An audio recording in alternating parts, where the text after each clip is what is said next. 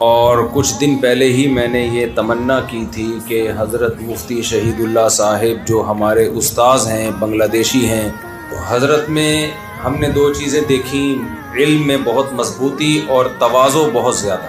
ہمارے شیخ حضرت مفتی رشید احمد صاحب رحمہ اللہ تعالیٰ کسی کو آسانی سے اجازت بیعت نہیں دیتے تھے، خلافت نہیں دیتے تھے، تو حضرت نے حضرت مفتی شہید اللہ صاحب دامت برکاتہم کو اجازت بیعت بھی دی۔ کئی سال حضرت مفتی شہید اللہ صاحب کی صحبت میں گزارے۔ حضرت کی طبیعت میں تواضع بھی تھی، مزاح بھی تھا، وقت کی پابندی۔ کوئی بھی بنگلہ دیش سے آتا میں پوچھتا بھائی مفتی شہید اللہ صاحب کہاں ہوتے ہیں، میرا ان سے دل چاہتا ہے ملاقات کا۔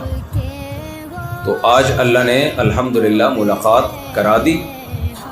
پتہ چلا تھا کہ حضرت کا ایک مدرسہ ہے، ہم نے سوچا ہوگا کوئی چھوٹا موٹا مدرسہ جہاں ایک طالب علم وحدہ لا شریک لہ ہوگا،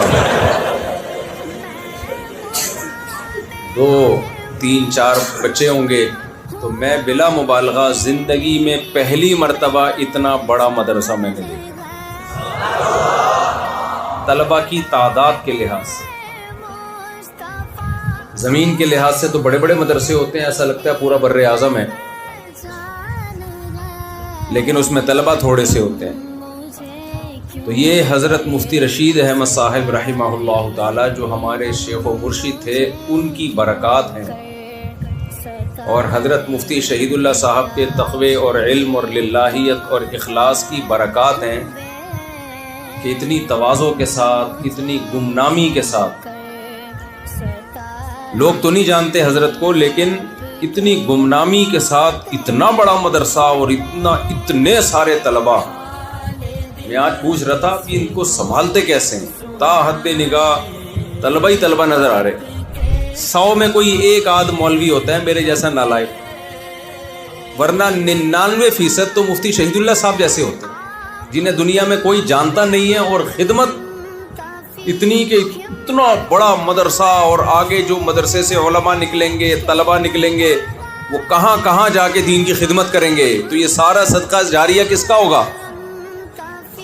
مفتی صاحب کا ہوگا۔ صحابہ جب دنیا میں پھیلے ہیں، کسی کے پاس ایک حدیث، کسی کے پاس دوسری حدیث، کسی نے حدیث کا مطلب کچھ سمجھا، کسی نے حدیث کا مطلب کچھ سمجھا، ہر ایک نے اپنی فہم کے مطابق فتویٰ دیا۔ یہ زیادہ عرصہ چل نہیں سکتا تھا ایسے، اسلامی حکومتیں وسیع ہو رہی تھیں، لہذا جیسے قرآن کو ایک مصحف میں مرتب کیا گیا، تو اسی طرح فقہ کو بھی مرتب کرنے کی ضرورت محسوس ہوئی، تاکہ لوگ بے لگام نہ رہیں، کسی ایک مرتب فقہ